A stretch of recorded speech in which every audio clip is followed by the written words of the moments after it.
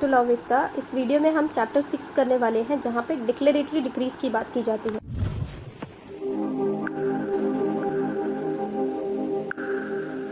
Declaratory decrease क्या होती है?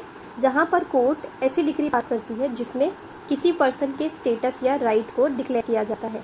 यही हमें सेक्शन 34 और 35 में पढ़ना है। सेक्शन 34 क्या कह रहा है? Description of court as to declaration of status और राइट। किसी भी पर्सन के स्टेटस या राइट को डिक्लेयर करने के लिए कोर्ट का डिस्क्रिप्शन है, कोर्ट के पास में डिस्क्रिशनरी पावर है। तो सेक्शन 34 का प्रोविजन पढ़ते हैं। सबसे पहले क्या बताया गया है? कोई भी पर्सन जो किसी राइट या लीगल कैरेक्टर के लिए इंटाइटल्ड है, तो वो person as to any right और एनी प्रॉपर्टी, तो वो इंस्टीट्यूट कर सकता है किसी सूट को। और किस पर्सन के अगेंस्ट में वो सूट इंस्टीट्यूट करेगा? जो पर्सन उसके उस राइट या स्टेटस को डिनाई कर रहा है या तो फिर वो इंटरेस्टेड है डिनाई करने में। His title to such character and the court में in its discretion make there in a declaration that he is so entitled, और प्लेंटिफ उस सूट में कोई दूसरा रिलीफ नहीं मांगेगा। प्रोवाइजो क्या कह रहा है? Provided that no court shall make any such declaration where the plaintiff being able to seek further relief than a mere declaration of title omits to do so. Section 34 का जब आप पहला पार्ट पढ़ते हो और जब प्रोवाइजो पढ़ते हो तो दोनों आपको कॉन्ट्ररी लग सकता है। इसे एक एग्जाम्पल के थ्रू समझते हैं।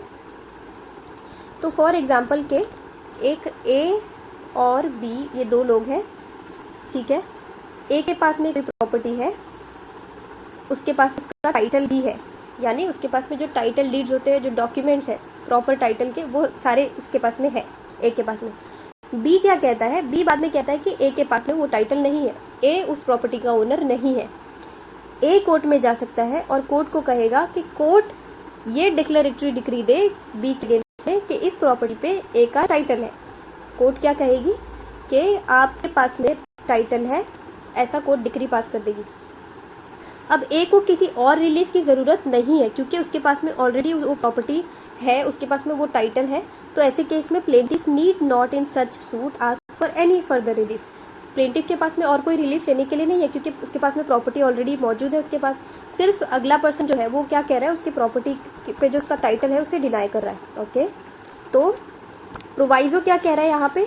अब प्रोवाइजो के लिए एक एग्जाम्पल देखते हैं। फॉर एग्जाम्पल के एक फादर है, वो फादर की डेथ हो जाती है, उसके बाद में फादर का एक सन है, ठीक है।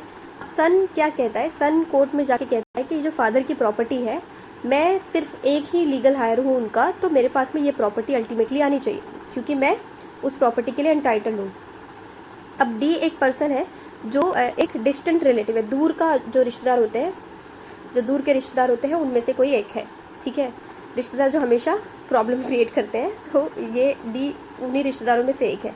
वो आता है और ये जो सन है इसे कहता है ये प्रॉपर्टी मेरा राइट है, तुम्हारा राइट नहीं है। अब ये जो सन है वो कोर्ट में जाता है और कोर्ट को कहता है कि कोर्ट एक डिक्लेरेटरी डिक्री पास करे कि ये फादर की प्रॉपर्टी थी, उस प्रॉपर्टी पर मेरा राइट है, मैं उस प्रॉपर्टी के लिए एंटाइटल्ड हूँ।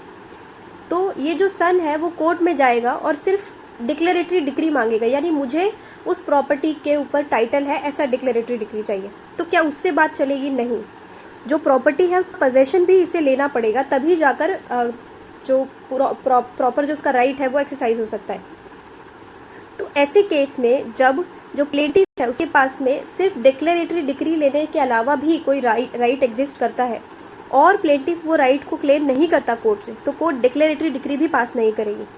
अब सन के पास में ये राइट था, उसके पास में ये और रिलीफ लेने का राइट था कि वो कोर्ट से कहे कि जो फादर की प्रॉपर्टी है वो सन को ट्रांसफ़र की जाए।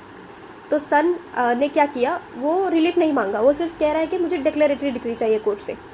तो ऐसे केस में कोर्ट डिक्लेरेटरी डिक्री नहीं देगी अगर प्लेंटिफ एंटाइटल्ड है किसी और रिलीफ के लिए भी। यही हमें प्रोवाइजो में बताया जाता है। तो ये जो लास्ट पार्ट है, जो पहले पैराग्राफ का लास्ट पार्ट है, plaintiff need not in such suit ask for any further relief, और यहाँ पे क्या कह रहा है कि उससे दूसरा रिलीफ भी मांगना पड़ेगा। ये दोनों कॉन्ट्ररी लग सकता है। पहले केस में ये क्या है कि अगर प्लेंटिफ के पास में सारे राइट ऑलरेडी एग्जिस्ट करते हैं और उसने सिर्फ डिक्लेरेटरी डिक्री मांगी है, क्योंकि डिक्लेरेटरी डिक्री से क्या होगा, उसके राइट के ऊपर कोर्ट ने कह दिया है कि उसके पास में ये राइट का टाइटल या स्टेटस है, तो ऐसे केस में सिर्फ वो डिक्लेरेटरी डिक्री मांगेगा। लेकिन दूसरे केस में अगर उसके पास में दूसरा भी राइट है, यानी फॉर एग्जांपल पोजेशन किसी थर्ड पर्सन के पास में है तो वो पोजेशन भी रिकवर कर सकता है, कोई दूसरा उसके पास में राइट है वो रिकवर कर सकता है, और वो उसे नहीं मांगता तो कोर्ट सिर्फ डेक्लेरेटरी डिक्री पास नहीं करेगी। ये हमें सेक्शन 34 में बताया जाता है। एक्सप्लेनेशन क्या कह रहा है? A trustee of property is a person interested to deny a title adverse to the title of someone who is not in existence and for whom if in existence he would be a trustee. कोई भी person जो किसी person के लिए trustee है तो वो person के अगेंस्ट में वो पर्सन इंटरेस्टेड टू डिनाई है ऐसा माना जाएगा। तो यहाँ पे जो पर्सन है who is not in existence, ये किसकी बात की जा रही है? बाय डिफ़ॉल्ट यहाँ पे बात हो रही है एक अनबॉर्न पर्सन की।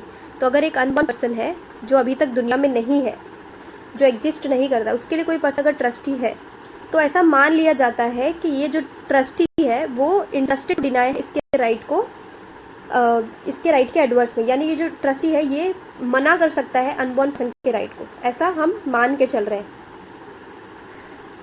पर्सन इंटरेस्टेड टू डिनाई, जो वो पर्सन के अगेंस्ट में जो अभी अनबॉर्न है यानी जो एग्जिस्ट नहीं करता है।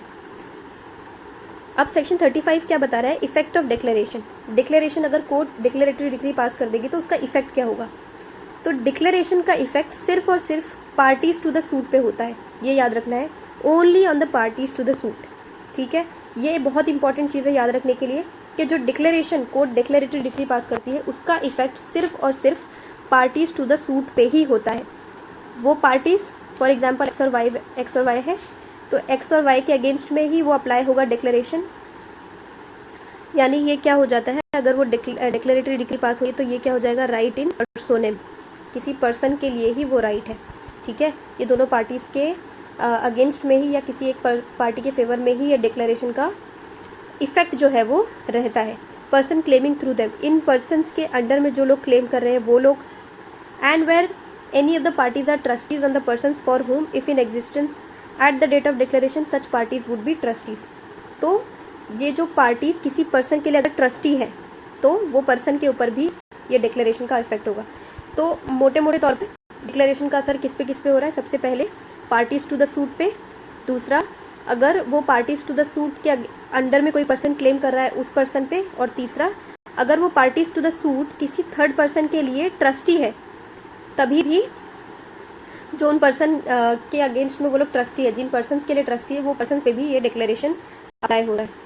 तो ये जो पार्टीज़ है उनके ही लोगों में, यानी जो उनके अंडर में क्लेम कर रहे हैं या जिनके लिए वो ट्रस्टीज़ है, तो ऐसे लोगों पे अप्लाई हो रहा है। बाकी किसी थर्ड पर्सन पे ये डिक्लेरेशन का इफेक्ट नहीं है, ये आपको याद रखना है। तो यहाँ पे हमारा कंप्लीट हो गया सेक्शन 34 एंड 35। तो आई होप सेक्शन 34 और 35 क्लियर होगा। उसके बाद हम पार्ट 3 पढ़ेंगे जहाँ पे प्रिवेंटिव रिलीफ की बात की जाती है। अगर इससे रिलेटेड कोई डाउट रहता है तो आप मुझे कमेंट सेक्शन में पूछ सकते हैं, और चैनल को सब्सक्राइब नहीं किया है तो चैनल को सब्सक्राइब कर लीजिए। कमेंट सेक्शन में आप अपने कमेंट्स कर सकते हैं, उससे यूट्यूब एल्गोरिथम में मैसेज जाता है, और एक जो क्रिएटर होता है जैसे मैं हूँ, अभी मैंने न्यूली स्टार्ट किया है अपना चैनल, तो मुझे बहुत हेल्प हो सकती है। तो thank you so much for watching.